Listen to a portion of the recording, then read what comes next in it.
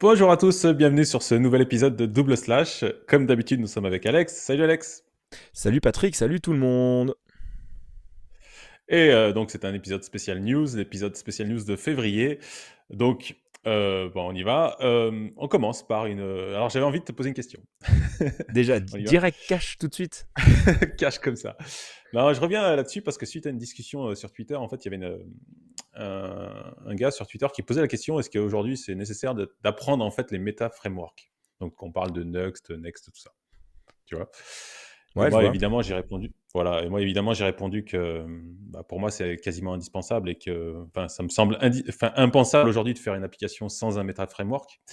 Mais toi, qu'est-ce que tu en penses en fait? J'avais envie de te poser cette question. Voilà. Qu'est-ce que tu en penses Alors, de ça? toi, la question, c'est un applicatif. C'est vraiment Ouais, une applicatif pur, quoi. application avec une route, tout ça, quoi. Avec des routes. Voilà. Ok. Moi, je dirais, j'essaierai de de trouver la bonne solution. Mais en fait, il faut bien comprendre le problème pour trouver la solution. Parce que ce qui est sûr, c'est que si on n'a pas clairement défini le problème, en fait, on va pousser des solutions. Et c'est vrai que c'est très, très très ingénieur de dire, OK, là, on pourrait faire on pourrait faire ça, on pourrait faire ça. Et aujourd'hui, on essaye de mettre du Next ou du Next ou des choses comme ça un peu partout. Et je pense que parfois, c'est un peu overkill. Donc, il faudrait clairement définir le scope du projet. Et à ce moment-là, oui, Oui. c'est plus intéressant ou pas. Mais si c'est pour faire un pauvre site internet avec 2 pages et qui n'a pas pour vocation dans le futur à évoluer, bah, clairement, peut-être que ça sert à rien de Alors, passer sur attends, sur un attends, meta parce que framework. j'ai pas donné tout le détail. C'est que Ah, le contexte, le désolé, ouais. contexte. Non, je t'ai même mis le contexte. C'est est-ce qu'il vaut mieux utiliser un Meta Framework pour faire une app ou faire from scratch avec Vite ou Webpack ou un truc comme ça. C'est ça en Ah, fait la vraie question. Voilà. ok. Ah, Je t'ai mal posé la question en fait. ok. Alors, dans ce cas-là, oui, je pense que c'est bien plus intéressant de passer par un meta framework parce que il y a beaucoup de choses qui sont déjà codées pour nous, comme par exemple un routeur où bah, en fait on va rester sur les conventions, on met notre fichier directement dans dans le bon dossier et ça va être automatiquement interprété en tant que page avec les petits hooks qui vont bien, qui vont nous permettre de récupérer le pass, les query parameters, toutes ces choses-là et le coder de scratch depuis le départ, j'ai du mal à voir l'intérêt, à part ouais, se flageller et s'infliger beaucoup de travail pour pas grand-chose, quoi. Donc oui, si c'est de l'applicatif avec plusieurs pages, qui a pour vocation en plus d'évoluer dans le temps, c'est-à-dire qu'on ne connaît pas le scope du projet fini, on sait que ça va Mm. évoluer, mais on ne sait pas dans quelle direction. Ah oui, je pense qu'on a tout intérêt à utiliser Nuxt si on vient de l'univers Vue ou Next si on vient dans l'univers React. Mais ouais, faut pas s'infliger ça, quoi. Ou alors faut vraiment être méga hardcore, quoi. Donc oui, Ouais. voilà ma réponse. Ok, bon, on est d'accord. On est d'accord. Moi, je pense que, mis à part si vraiment tu as une application. Alors, ça m'est arrivé il y a pas longtemps de faire une application sans route, etc. Donc là, à la limite, tu mets du vite, un peu de vue, tout ça, et ça va vite. Enfin, ça va vite, ouais, d'ailleurs. C'est simple. Mais c'est vrai que clairement, ça apporte beaucoup plus que. Enfin, le Meta Framework apporte beaucoup de choses, en fait. Déjà, tu as un projet open source qui est supporté par plein de développeurs, il y a plein de contributeurs, etc. Donc, toi, tout seul dans ton coin, tu feras jamais aussi bien qu'eux. Et en plus, le Clairement. framework évolue. Donc, les mises à jour voilà, dans le temps, en fait, c'est plus simple, etc. Enfin, voilà, maintenant, Et tout enfin, l'écosystème aussi, en fait, chaque Meta Framework a développé tout un écosystème ouais, autour. Et donc, pour profiter de cet écosystème, bah, tu es obligé d'y rentrer. Euh, Après, la vraie question, en fait, c'est est-ce que tu veux faire un Meta Framework en fait, est-ce que ton applicatif, tu vas le mettre sur un Meta Framework JS ou tu vas utiliser un Symfony ou un Rails ou autre chose, quoi. oula, voilà, c'est. Mais non, mais ouais, mais en fait, c'est ça la vraie question. Oui, C'est oui. si tu es obligé d'utiliser un Meta Framework JS, ou en tout cas ton applicatif va être full JS, est-ce que tu vas utiliser un Meta Framework? Moi, je pense que oui. Après, si tu veux pas faire de JS et tu veux faire un applicatif pattern MVC, bon, bah, peut-être que tu n'as pas besoin d'utiliser Next ou Nuxt ou tout ça, quoi. On est clair. Ouais. Ok, Mais bon, on ça, est d'accord. c'est une autre question. C'est une autre question. Tac. Bon, sinon on avait des retours d'auditeurs, ça fait plaisir d'avoir un petit peu d'échanges et de retours d'auditeurs qui, voilà, qui écoutent soit sur YouTube, soit sur les podcasts. Et donc on avait un retour de Thibaut Barra qui bosse chez Marmelab. Marmelab, c'est une boîte française qui fait pas mal de trucs sur React, de librairie open source, tout ça. Il nous a parlé de GreenFrame. En fait, c'est un projet open source qui permet d'essayer de voir un petit peu l'impact carbone, tout ça, des sites web, des applications, tout ça. Donc le projet est open source, on peut l'utiliser, on l'installe, c'est une CLI qu'on installe sur l'ordi et tout ça. Voilà, c'est un Docker, je sais plus exactement. Et ça te donne voilà, l'impact en CO2, tout ça. Et après, il y a un site où tu peux te brancher. Là, il y a un service payant, mais tu n'es pas obligé de l'utiliser. Donc voilà. Donc j'ai testé, ça marche plutôt pas mal. En plus, tu peux faire un scénario avec Playwright. Et donc tu peux faire un scénario, tu cliques là, tu scrolles en bas, machin, tout ça. J'ai essayé un petit peu. Il y a un exemple là sur la vidéo. Et c'est plutôt bien fait, en fait, ça marche bien. Et après, je sais pas les résultats. Alors j'ai testé avec 3 sites, j'ai pas eu les mêmes résultats entre GreenFrame et deux autres sites qui donnent des impacts carbone. Donc bon, ça c'est Et, encore un autre et débat. Mais... après, est-ce que en fait, tous les résultats sont intelligibles pour, on va dire, la personne un peu lambda, ou il faut déjà avoir une certaine culture justement de Alors, consommation et d'impact carbone, tout ça. En clair, est-ce bah, que c'est ouvert grand ouais. public ou c'est quand même assez expert sur l'interprétation des résultats? Sur la CLI, ça te donne une ligne, donc ça va. Ça te dit, Ouais, ça fait ça va. 30 grammes de CO2 voilà, sur ce que tu as testé. Donc c'est hyper simple, une ligne. Ok, Après, sur le dashboard, d'après les copies d'écran, j'ai l'impression que ça donne plus d'infos. Mais là, c'est payant, donc j'ai pas pu tester. ok, Mais intéressant. oui, c'est très simple à comprendre. Ça te donne des indicateurs à combien de CO2 par visite, etc. Donc, de toute façon, ils fonctionnent tous à peu près comme ça. Voilà. Combien de pollution ça fait par visiteur, et puis voilà, l'impact. À tester, quoi. Ça marche. Ouais, à tester, ça s'installe facilement, et puis c'est assez simple à utiliser. C'est une commande assez facile à utiliser. Ok. Voilà pour ça. Et Et on avait, ensuite, ouais, ouais, vas-y, on dis-moi. a, on a un autre contributeur Hmm. suite à l'épisode des animations sur les animations JS, non? C'est ça? Et ouais, sur YouTube, Malik Baba Aïssa qui nous a laissé un commentaire, qui avait apprécié l'épisode et qui nous a parlé de Pop Motion. Moi, je connaissais pas perso. Peut-être, toi, tu connais peut-être à la Pas du base. tout, non. Non, non plus. Voilà, qui a l'air d'être une librairie pour faire des animations JS aussi, qui est assez light et qui a l'air bien faite. Donc voilà, on voulait en faire profiter à tout le monde. Pop Motion. On mettra Pop les liens de toute motion. façon dans les notes. Ouais. Excellent. Après, on retrouve à peu près les mêmes fondamentaux en fait qu'on évoquait, Hmm. toujours les mêmes, la même typologie, la même manière de faire. Donc, yes. Excellent. Excellent. Ouais, c'est Merci. cool, c'est cool. N'hésitez pas à venir commenter, envoyez-nous même des mails hein, si vous voulez, ou des trucs comme ça. Enfin, voilà, s'il y a des choses intéressantes, on en parlera dans les épisodes. Et même des sujets que vous voulez aborder, pourquoi pas, bah, laissez-nous un Oui, commentaire et nous, on oriente aussi les épisodes là-dessus, carrément. Ça fait super plaisir. yeah. On parle Et de ouais. Eleventy qui passe en version 2. Alors Eleventy, pour ceux qui connaissent pas, c'est le générateur de sites statiques Statique.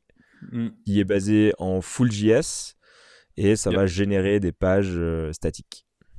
Ouais, il fait aussi du. Alors maintenant, il y a aussi du SSR qui est possible. Enfin, il a beaucoup évolué. Ok, Perso, j'ai jamais utilisé, hein. J'adore Eleventy. Je trouve que le projet est génial. La personne qui fait le projet est super aussi. Par contre, j'ai jamais utilisé. Et je sais qu'il y a plein de modules, etc. Tu peux faire du SSR, tu peux faire des web components. Il y a vraiment plein de choses. Et là, il y a la version bêta de la 2.0 qui est sortie. C'était fin janvier. Et voilà, donc il y a plein de nouveautés. Donc il y a un post là-dessus. Il y a plein une vidéo d'améliorations aussi. aussi. Voilà, il y a une vidéo, des performances améliorées, le poids plus léger, etc. Donc bon petit framework pour faire des sites statiques. Mais je Eleventy. crois qu'à la base, enfin, le but premier, c'était de faire des sites rapides, en fait, qui chargeaient hyper rapidement, hyper optimisés sur du HTML, quoi, pour Ouais, générer ça fait un que. Alors max. ouais, ça fait. Alors Eleventy ne génère que du HTML. à la base. Ok, C'est un générateur JS qui génère du HTML. Un peu comme Hugo, tout ça, en fait. C'est ok, vraiment 100% HTML. Si tu veux mettre du JS, c'est toi qui dois le mettre. ok, Voilà. c'est une action volontaire de ta part, quoi. Hmm. Yes. Donc, ça fait des sites hyper légers. Enfin, c'est voilà, top, quoi. Cool. Et dans le même acabit, toujours en version 2, tu as la version de Astro Hmm. qui est sortie en version 2. Là, est-ce qu'on pourrait dire que c'est un peu la même chose? C'est un générateur de Oh sites là là. statiques. Non, ça n'a rien à voir. Rien à voir? Rien à voir. Je peux pas dire ça. Bon, je retire immédiatement ce que j'ai dit Alors, alors. toi, tu l'avais testé Astro lors Ouais, d'un live. exactement. T'avais pensé quoi d'Astro? Alors moi je trouvais que ce qui était super intéressant, c'est que pour des personnes qui viennent justement d'un meta framework de Next ou de Nuxt, on s'y retrouve tout de suite sur le convention over configuration. Donc on va dire l'expérience utilisateur de créer ses composants, de créer ses pages, c'est hyper fluide, ça marche tout de suite, c'est Hmm. hyper facile. Et à la sortie, ça nous génère des fichiers HTML sans JS ou avec JS. Ça, c'est le choix. Et en fait, on va déclarer de manière vraiment explicite en disant bah, ça, je veux que ça soit transporté dans le client ou ça, je veux que ça soit interprété. Donc, on peut utiliser du JS Hmm. comme on veut. Deuxième avantage, c'est qu'il est totalement agnostique, c'est-à-dire Android, n'importe quoi, Angular, React, Svelte, où en fait, on va utiliser la librairie JS que l'on souhaite pour faire Ouais, ouais. nos propres composants. Et donc ça, en fait, c'était vraiment super, super agréable. Et après, ils ont le concept justement de Island, où en fait, ils vont isoler vraiment dans le composant. Et donc ça, c'est intéressant. Mais qu'est-ce Hmm. qu'amène la version 2 exactement? Plein de choses, plein de choses. Ok, Déjà, il y a le compte. Ouais, il y a beaucoup de choses. Tu vois, il y a un peu le résumé, la Vite 4, etc. Donc forcément, ils sont passés à Vite 4. Ils ont amélioré le Hot Module Reload au niveau ok. du développement. Ils ont un nouveau système, enfin un nouveau système. Ils ont les erreurs en fait qui sont. Alors j'ai regardé une vidéo ce matin justement. Qui sont Il y remontés. a un système d'erreur qui est hyper explicite. Ça te dit exactement où il y a l'erreur, etc. Il y a un super, super bien designé et tout, hyper propre. Mais il Ça, c'est faut, mais, magnifique. mais pour le coup, il faut lire le message d'erreur. Non, mais là, tu peux être obligé de lire, ça te prend tout l'écran. Ok, Ça, tu peux même, tu as un lien pour ouvrir dans VS Code et tout. Enfin, c'est vraiment top. oh, Ça, top. ils ont super bien bossé. Il y a le Content Collection. Donc, ça, c'est un truc qu'on retrouve un peu partout, hein, d'ailleurs dans Eleventy, dans Next Content, tout ça. Donc, c'est de faire des collections à partir de fichiers Markdown. Voilà. Une On liste de écrit notre, blogs, enfin, des trucs comme donc ça. on écrit Mais tout là, il y notre a un système qui est contenu. tout automatique. Ok. On écrit notre contenu Ouais, tu écris ton directement contenu sur en Markdown Markdown. et tu as des fonctions qui te permettent de générer voilà, des listes, etc. Ils utilisent Zod pour valider les schémas des Markdown.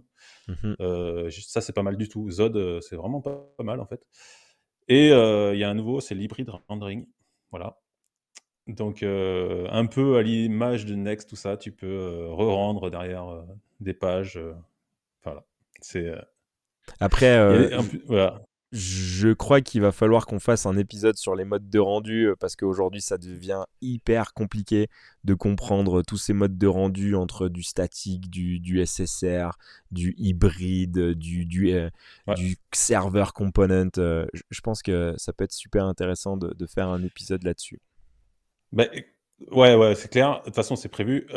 L'hybrid rendering, ce qu'il faut bien comprendre, en fait, et c'est expliqué juste là à l'écran, c'est que sur les sites. Alors, eux, ils sont partis du principe. Alors, sur la version 1, je la fais vite fait.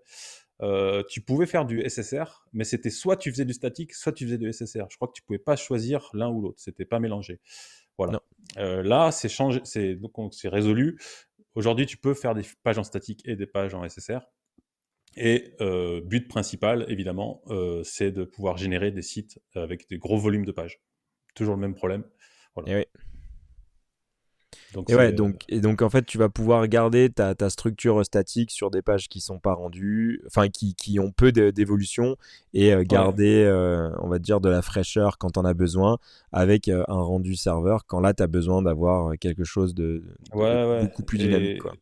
Et De toute façon, c'est obligatoire et tous, ils sont venus, hein, Gatsby, Next, tout ça. Enfin, tous, quoi. Donc, ils sont Yes. obligés. T'es obligé parce que quand tu as un site de 20 ou 30 000 pages, tu peux pas le générer comme ça en déploiement. Donc, il faut ce type de système pour pouvoir générer les pages à la demande, quoi. Yes. Mais ouais, Astro, top, hein. Très, très, très, très bien, quoi. Cool. Tu parles de. T'as dit le mot Gatsby. Ouais. Gros changement sur Gatsby. Ils sont pas. Gatsby, en fait, la boîte, la Ouais, Gatsby Incorporation. Incorporation, a été rachetée par Netlify. Alors ça, c'était la bombe. Je crois que personne s'y attendait, en fait. Si, en fait, il y avait un peu des rumeurs. Je crois qu'il y avait quelques rumeurs, mais c'est sorti comme ça, bam, le 1er février, Netlify À rachète sort- Gatsby Incorporation. et à mon avis, on n'a peut-être pas le montant de l'acquisition, non? Je sais pas. L'information, ouais, Après, on n'a peut-être pas l'information. Après, peut-être que si on cherche, on l'aura. Mais ouais. après, ce qui est sûr, c'est que ça va amener beaucoup, beaucoup de choses chez Netlify. Et en fait, là, aujourd'hui, Netlify, ils ont fait beaucoup, beaucoup d'acquisitions sur des boîtes pour Hmm. agréger de la data, quoi. Et donc, je suis pas du tout surpris que Gatsby se fasse phagocyter Bah, par Netlify.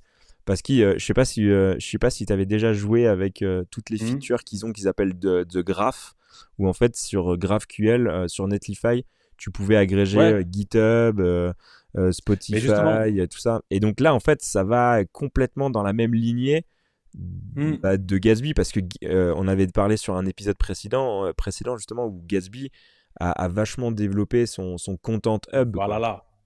là. Alors Ok. ouais, il faut bien préciser, Gatsby, le framework, reste open source, ok. Et ce qu'ils ont acheté, c'est bien la société mère, hein. C'est donc Gatsby Cloud, le Valhalla, le système de hub, tout ça machin. Et d'ailleurs, ce qui les intéresse beaucoup et ce qu'ils expliquent dans l'article, c'est vraiment Valhalla qui les intéresse. Et il m'a semblé entendre, alors j'écoutais un podcast ce week-end, comme quoi ils allaient abandonner en fait leur graphe justement Netlify au profit de Valhalla. Ok. Il me semble, hein, et je crois que c'est la fin, quoi.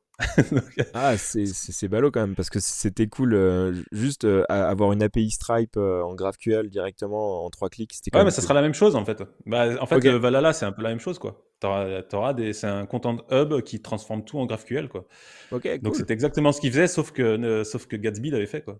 Donc c'était encore en version entreprise, Mhm. le Valhalla, mais apparemment ça marche très très bien. Donc, et puis ils étaient en fait, Gatsby, le Gatsby Cloud est super bien fait, en fait. Ok, Il est très adapté à Gatsby, tu vois, le framework, mais il est hyper performant en train de déploiement, etc. Donc ils sont très forts là-dessus, donc je pense que ça les a super intéressés. d'accord. À suivre pour l'agrégation de données. Ouais. En tout cas, ça va Après te c'est pas tenir très après très c'est pas occupé. étonnant parce que Gatsby, tu vois, c'était, enfin dès le début, les créateurs avaient dit enfin le but des créateurs c'était de revendre un jour ou l'autre, donc tu vois? Enfin, tu vas me dire si Hmm. toutes les startups veulent faire ça, une sortie à un moment donné, mais là c'était vraiment clairement annoncé, quoi, tu vois? Donc bon, Ok, voilà, ils y sont. ça marche, c'est fait.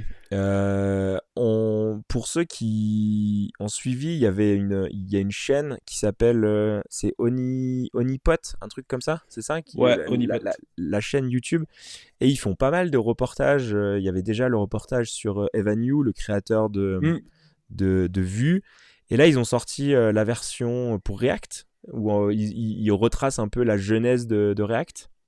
Ouais, c'est ça, c'est l'histoire de React, en fait. Et il est très intéressant, je recommande même des gens qui font pas du React tout ça, ou n'importe quoi. C'est hyper intéressant parce que ça remonte très très loin dans l'histoire.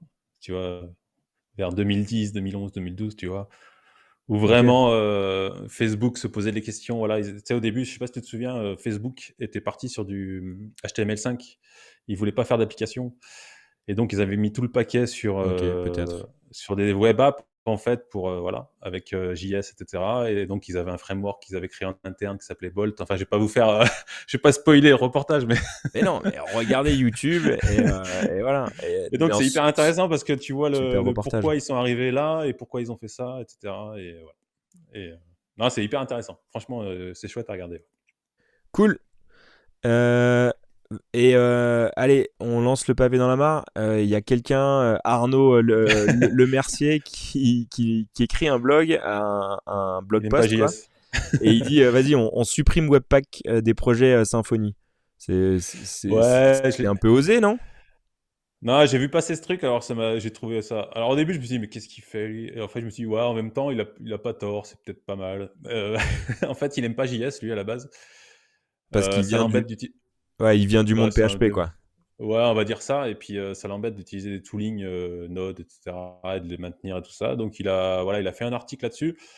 Il explique en fait comment concaténer les fichiers JS, etc., CSS, tout avec PHP en fait. Donc voilà, il montre la méthode avec du Symfony, comment bah, voilà, gérer CSS et JS qu'avec du PHP, sans tooling Node, etc., sans Webpack et tout. C'est pas mal, c'est intéressant. Voilà, pour ceux qui sont intéressés là-dessus, on mettra le lien. J'ai trouvé l'idée marrante. Donc un tooling pur PHP, on va dire, Ouais, et sans JS. sans Et, maintenance. ouais, et surtout sans maintenance parce qu'on fait c'est que du PHP. Ça Sans marche? JS fatigue. C'est Ouais, ça. ouais. Mais pour ceux qui sont fin énervés en JS et qui veulent rester sur du tooling JS, il y a Volar qui prend en fait un nouveau départ et une nouvelle extension et qui Mm, évolue vers quelque chose de beaucoup plus agnostique. C'est un peu la tendance. Parce que mm, Volar, pour refaire un peu l'historique, c'est l'extension de Vue 3 où en fait dans VS Code, on va avoir une extension qui va nous permettre de l'autocomplétion et des snippets, la coloration syntaxique, toutes ces choses-là. Par contre, là, mm. le projet prend une autre dimension. Ouais, a priori, grosse dimension puisque Volar, en fait, ils ont séparé le code en fait, et il y a un core Volar.js, c'est le core en fait du framework qui sera framework agnostique, donc et donc qui peut être utilisé pour d'autres frameworks comme React, Angular, etc. Et donc c'est hyper intéressant parce que ça va permettre de faire des outils de développement à partir de ça. Ok, donc c'est vraiment un outil pour développer des outils pour faire du code. Ouais, c'est ça. C'est du Ok, tooling framework. ouais. C'est ça. Donc voilà, il y a des exemples comme tu avais à l'instant, là, c'était le langage Tool Starter. Donc c'est vraiment le template pour commencer à construire un langage voilà, pour les frameworks. Et il y a déjà des exemples, je crois, pour Angular, pour Svelte. Donc voilà, ça va permettre de développer des outils équivalents à Volar que vous connaissez sur Vue pour d'autres frameworks, quoi, qui seront dans VS D'accord. Code, tout ça. Du Donc tooling de ouais, tooling c'est de pas mal. tooling, quoi. Ouais, du tooling de tooling. Des Yes. frameworks de frameworks. Ouais, bah en même temps, voilà, Un petit peu. ça fait aussi partie du jeu, quoi. Yes, on parle de Lighthouse 10. Donc Lighthouse qui est l'extension, on va dire, ouais, Mm. la fonctionnalité chez Chrome pour venir, ob- on va dire, mesurer la performance et le SEO, Ouais, l'accessibilité. Et là, c'est le il truc, passe ouais. en version 10. Qu'est-ce Version que ça... 10, ouais, ouais, ouais. Bah, version 10, avec des nouveautés, tout ça. Apparemment, et le score, il va changer un petit peu avec cette version. Je l'ai pas testé encore. Par contre, quand tu vas dans le système en ligne, en fait, il est encore en version 9, 9.8, je crois. Donc, on n'a pas encore les résultats équivalents. Ok. Mais ça, c'est la CLI qui est déjà passée à la 10. Et je crois que, non, même l'extension navigateur, je sais pas si elle est à la 10. Donc, Ouais, ouais, en tout cas, évolution et puis petit changement ça de va arriver, calcul. quoi. C'est le petit truc qui fait trembler tout le monde, ça. Ouais. C'est- Ah, je Ouais, vais avoir 100.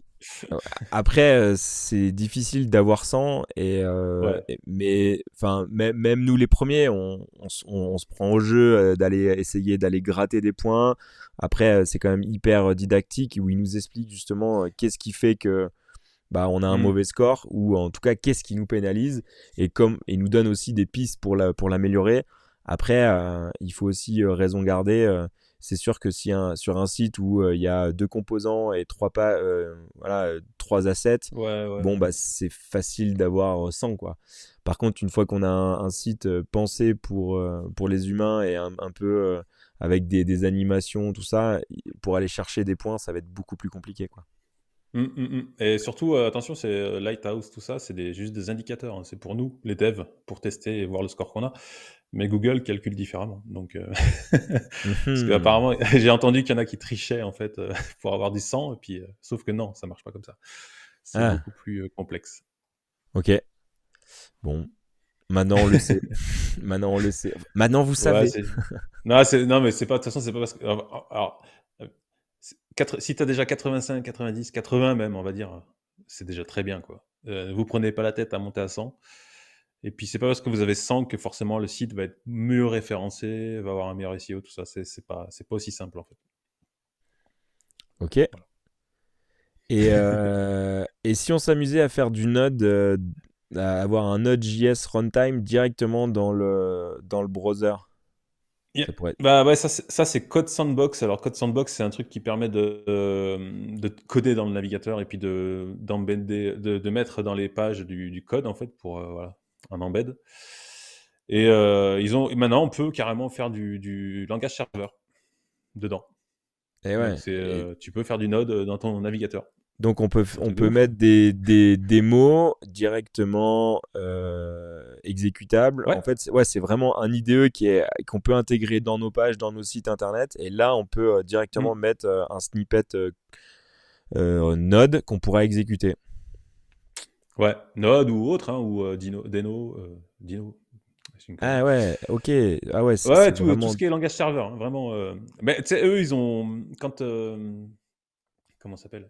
Ils ont vraiment travaillé là-dessus rapidement en fait. Dès que Wasm il était disponible en fait, ils ont bossé à fond dessus pour faire tourner justement tous les beaucoup runtime. ouais, toutes les runtime. Et tu vois, ils ont déjà du langage serveur qui est dispo là. Ah ouais. Et là, C'est fou, hein. on voit quand même qu'il y a une tendance. Et moi, je me pose la question si à terme, en fait, on n'aura même plus VS Code en applicatif. En fait, tout sera dans le navigateur et toute la puissance sera déportée. Parce que là, on voit, ok, c'est Sandbox, mais on voit aussi Code Sandbox ou Code Ouais. Space ou des choses comme ça, ou chez GitHub, où en fait, c'est des machines, c'est des IDE qui sont complètement déportés sur des Mm. serveurs. Et en fait, même avec une pauvre machine, en fait, on va se connecter à la machine distante et notre IDE et notre environnement de dev, en fait, sera totalement déporté sur le cloud. Je ne sais pas si c'est la tendance de demain, mais en tout cas, on voit que technologiquement, c'est de plus en plus abouti et de plus en plus possible, quoi. Ouais. Ok, et il y a un nouveau framework, alors c'est une infrastructure, c'est une sorte de librairie qui s'appelle LiveBlock, qui nous Mm. permet en fait de faire une expérience collaborative. On Ouais. peut intégrer ça hyper facilement grâce en fait à des composants qui sont tout prêts, qui vont nous permettre d'insérer dans notre applicatif de la Ouais. collaboration, c'est ça? Ouais, c'est un toolkit en fait qui vient de sortir, enfin ils viennent de lancer le truc, avec des components et des exemples, des starters, et cetera, qui te permettent de faire comme on voit à l'écran là, tu sais les petites flèches comme dans, Figma, tout ça, travailler en même temps, donc collaborer. Tu peux faire une application de ce que tu veux et avec, leurs services et leur toolkit, tout ça, tu peux, voilà, faire de la collaboration sur des documents, enfin ils ont plein d'exemples, Ok. heu, pas mal. Et, Et et ça, ouais. et ça, en fait, ça utilise leur système c'est quoi? C'est du WebSocket, mais en fait, pour éviter d'avoir une infrastructure à maintenir, eux, en fait, on passe par leur infrastructure, c'est ça? Ouais, j'ai pas été approfondir autant que ça, mais ouais, c'est ça, en fait, tu l'intègres au lieu de te coltiner, un serveur, une base, machin, tout ça, pour essayer de faire des trucs collaboratifs, bah, tu utilises leur service et c'est plus simple, tu l'intègres, puis alors après les exemples, j'avais regardé vite fait les exemples de React, tout ça, ah, ils sont quand même costauds, hein. C'est pas c'est pas 3 lignes à intégrer, hein, mais Ok. heu, mais bon, de toute façon, après, quand tu veux faire des trucs collaboratifs, c'est jamais très simple, mais Non, rien n'est simple. ouais, Rien rien n'est simple. de toute façon, dans le code, la personne qui nous dit c'est simple, c'est pas vrai. C'est qui code pas. Euh, yes. Et pareil, le traitement des images, c'est toujours un problème c'est quand même assez fastidieux, même s'il y a Mm. aujourd'hui, il y a plein de services qui nous permettent de faire ça un peu automatiquement, ou en tout cas qui nous facilitent la vie. Néanmoins, connaître les fondamentaux, c'est quand même pas mal. Et là, il y a un article de Rachel Andrew qui est en fait il me semble qu'elle est anglaise. Elle fait partie du corps qui écrit les specs du CSS, qui a beaucoup œuvré pour l'implémentation des grids en Mm, mm. CSS, qui justement en fait fait un article pour bien nous expliquer en fait, c'est une sorte de cours pour bien utiliser les formats, les compressions, comment on gère les images avec Ouais, toute ouais, la ouais. partie responsive et toutes les performances quoi. Donc tu as ouais, alors c'est ça en fait, et tu as un lien, juste le premier lien là, Learn Image, voilà, et tu as un cours en fait. En fait, c'est un Ah, cours, voilà, WebDev, c'est une plateforme qui te donne plein d'infos et des cours. Il y a plein d'infos sur HTML, CSS, tout ça, comment bien faire les images, comment charger correctement, les preloads, en fait, tout ce que tu veux. C'est une ressource vraiment à aller voir, et il y a vraiment de quoi apprendre. Et donc là, ils ont fait une rubrique Learn Images où il y a, voilà, tu apprends les formats, comment optimiser, comment les responsives, comment ça marche, enfin tout quoi. En fait. Comment charger plus rapidement, etc. Les bases, en ok. fait, cette plateforme, c'est toutes les bases qui peuvent manquer à beaucoup de développeurs, même des développeurs seniors. Même des fois, on apprend tous des choses dessus, et moi aussi. Et voilà, faut Les, pas fo- hésiter à aller ça. Ouais. Les les, fondamentaux, quoi. Ouais, les c'est fondamentaux, ça. comme on dit tout le temps, les fondamentaux, la base. Que dit la Hmm. base? La base, c'est ça. Et si on maîtrise la base, après, c'est tout de suite plus facile. Et comme on dit toujours, faire de la magie, c'est bien, mais comprendre la magie, c'est quand même vachement mieux, quoi. Mais c'est clair. Eh ben ouais. Et ouais. Yes. T'es un bon, toi, t'es un bon. On parle de core, justement, les fondamentaux. C'est quoi le core JS? J'ai Alors pas ça, vu ça. c'est un article qui est sorti, enfin c'est un ouais, en fait, c'est le créateur de CoreJS. Donc CoreJS, c'est une librairie, qui contient plein de polyfills, qui sont utilisés dans énormément de projets, de frameworks, et cetera, et ça permet, quand ton navigateur prend pas en charge certaines fonctionnalités, bah, qu'il les prenne en charge. Voilà. C'est hyper utilisé. Et en fait, le créateur du framework, alors c'est le créateur, mais il y a aussi des contributeurs, mais c'est lui le plus gros contributeur. Si tu vas dans les graphes des contributeurs, c'est lui qui bosse, quoi, en fait. Ok. Voilà, il y a que lui. C'est son projet, quoi. C'est son projet. Et donc, il a fait un très très long article parce qu'en fait, il est en galère.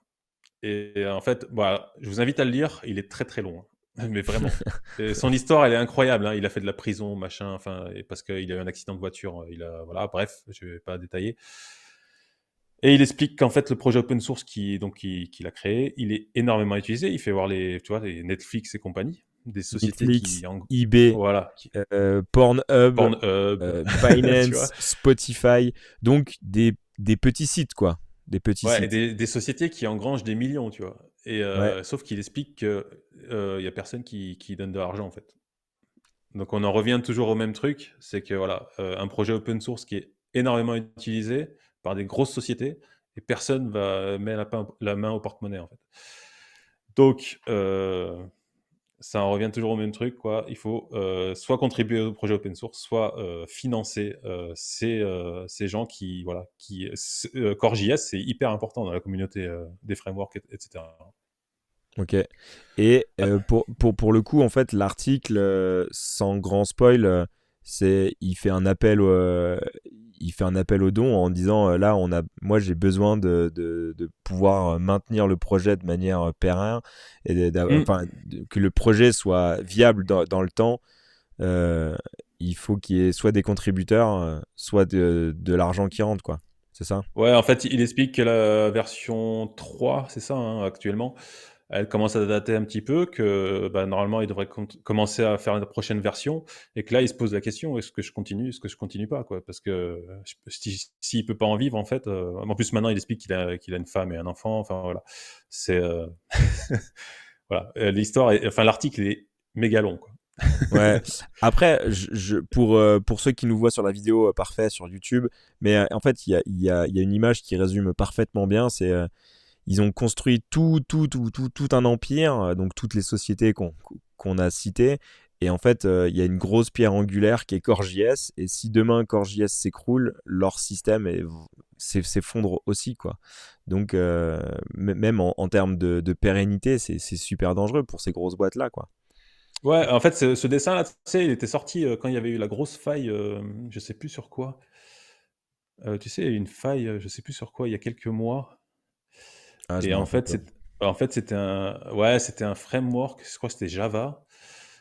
C'était une lib qui était hyper utilisée sur tous les systèmes, en fait, et qui avait une faille. Et en fait, ils se sont rendus compte qu'en fait, c'était un mec qui maintenait ce truc et que toutes les sociétés l'utilisaient, en fait. Tu vois? Et en fait, ce dessin était sorti parce qu'en fait, tu vois, il y a juste le mec, il est tout en bas, tout petit, et il tient avec son petit Ouais. morceau. La Et pierre personne ne angulaire, finance, quoi. en fait. Et Ouais. personne ne finance, et voilà. Et donc, Yes, compliqué, mais en tout cas, open source, ce qui nous rappelle en fait que chaque installation d'une dépendance vient avec son lot de dépendances, et donc hmm. il faut prendre en compte ça, quoi. Ouais, D'autant plus quand on est ouais, grosses boîtes, quoi.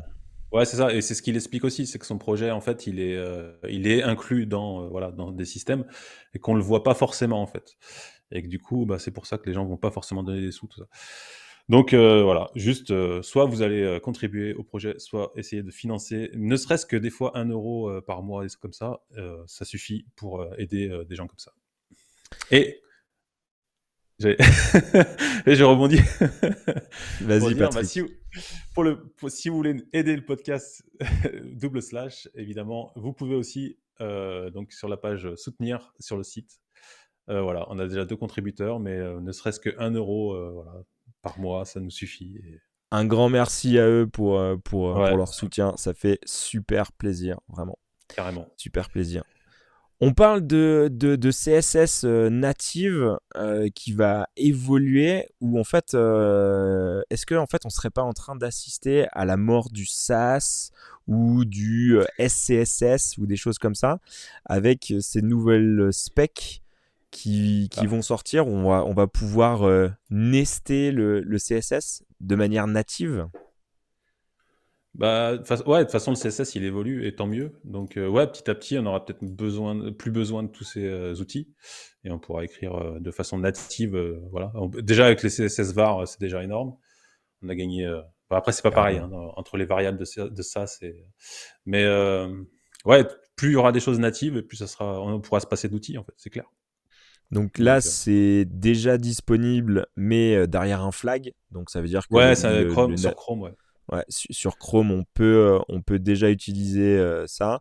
Par contre, ouais, il faut le flaguer. Donc bon, pour l'instant, ça, c'est pas utilisable par tout le monde, mais demain, en Non. fait, à terme, avec la mise à jour automatique des navigateurs, on augmentera largement la possibilité de, Ouais, ouais. Alors, de faire ça, quoi. par contre, moi, je suis anti nesting, donc je sais pas toi, Ah, mais je déteste le CSS nesté. Enfin bref, c'est illisible. alors, Mais bon, c'est mon avis. c'est un débat, c'est un débat. Ouais, c'est ça. On va pas ouvrir le débat aujourd'hui, en tout cas. Allez, on reste sur du CSS et le Inside Layout Module Level 3. Waouh, ça tout de suite, quand on lit ça, ça a l'air super compliqué. Clairement, ça va consister en quoi? Non, là, c'est un draft, et en fait, c'est un draft, et dans ce draft, en fait, il y a une propriété qui s'appelle leading trim, qui permet, en fait, alors j'ai vu passer ça l'autre jour et j'ai dit: «Tiens, c'est génial!» Ça permet de centrer un texte sur un bouton. Et en fait, souvent Ok. on a le problème, voilà. Souvent on a le problème, en fait, tu fais un bouton et tu sais pas pourquoi, en fait, ton padding en haut, il est un peu plus, petit que celui du bas, alors que tu as bien mis la même chose et tu comprends pas pourquoi. Alors tu essaies de régler la hauteur de ligne, tout ça, machin, mais ça marche pas. Et donc là, cette propriété va régler le problème, en fait. Voilà, Ok. donc c'est encore un draft, mais demain, quand elle sera disponible, on pourra régler simplement, centrer le texte sur un bouton, voilà. Leading trim. Ok. Bon, on en reparlera quand ça sortira Ouais, voilà, de après manière, c'est de manière un draft. on va dire, natives. On mettra aussi les exemples directement Ouais, ouais, ouais. il y a 2 ou 3 CodePen qui justement utilisent ça pour Ouais, montrer un peu ce ouais, que ça d'autant que permet de c'est. faire, cette nouvelle propriété en Hmm. CSS, Leading Trim. Ok. Ouais, donc là, c'est encore un draft. Et après, une fois que ce sera sorti, draft, machin, publié, il faut encore que les navigateurs l'implémentent. Donc, c'est pas pour demain, quoi. Mais bon, ça va de plus en plus vite, alors on sait pas. On regarde vers le futur, quoi. On regarde vers le futur. Ah oui, il y a celle-là aussi. Tiens, je vois que j'avais oublié. Tu vois, t'en as une sous les yeux, là. On en avait. Tu vois, on l'avait zappé, celle-là. Ok. Alors, c'est pareil. En fait, tu sais, aujourd'hui, tu vois, j'avais complètement zappé. Quand tu fais un display none, en fait, tu ne peux pas avoir d'animation parce que ton truc il disparaît en fait et forcément tu n'as pas, tu peux pas faire un fading ou un Mm, truc comme ça. mm. Ouais, parce qu'en fait, Et en fait, il n'est pas visible sur le navigateur. Enfin, il est dans le navigateur, mais il n'est pas visible. et ben justement, et ben ils sont en train de travailler dessus et c'est encore un flag sur Chrome, Ok. encore. Et ça devrait marcher en fait, un de ces 4 et ils sont en train de travailler dessus pour le rendre et donc là si tu cliques sur le close et ben normalement il devrait disparaître avec une animation.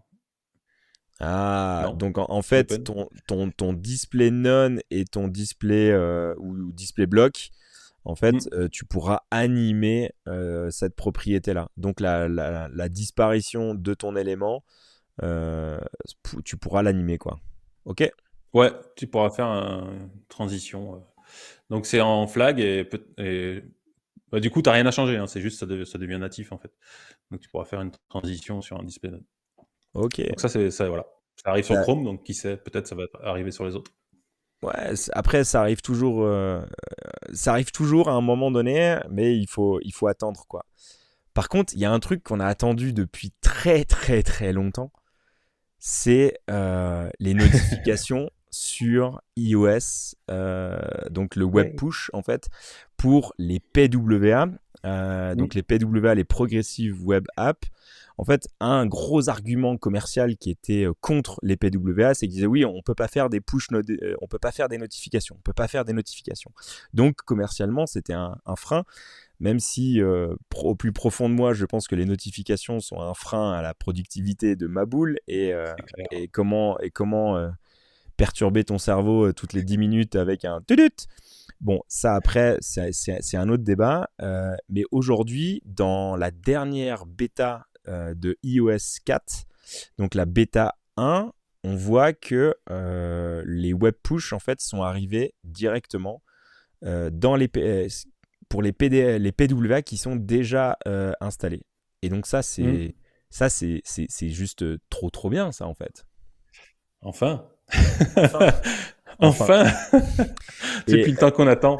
ouais, c'est exactement ça.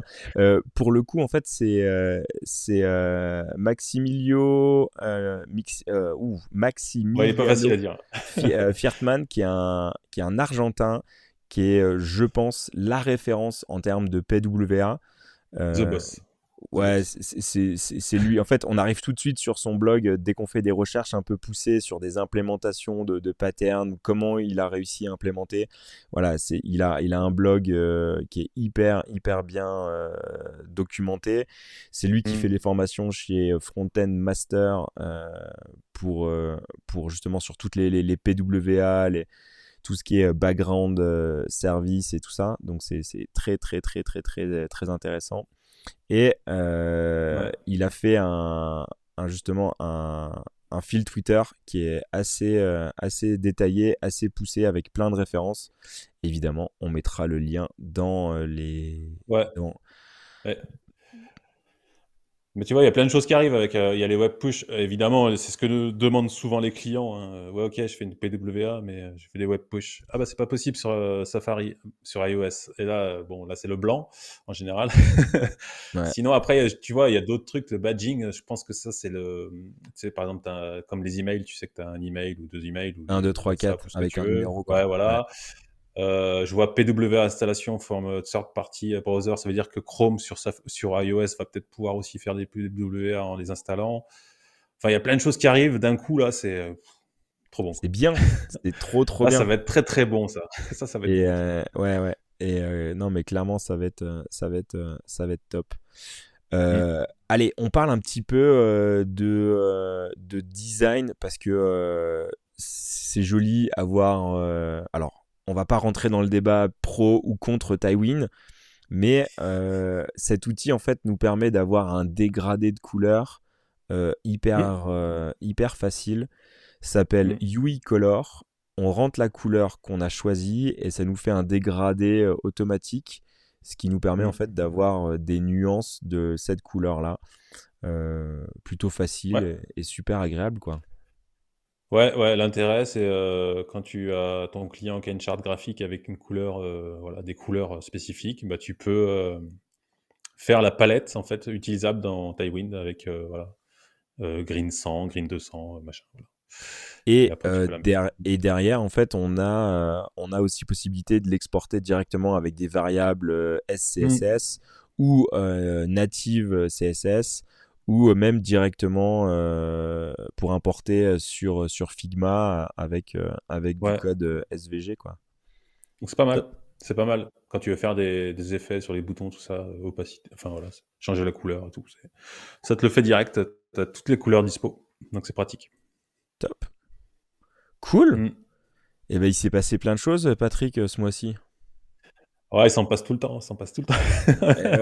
ouais, On note, ouais, vas-y, pardon. De toute façon, il se passe beaucoup de choses. Il y a eu aussi la vue conf à Amsterdam où ils ont annoncé Ouais, pas mal de choses.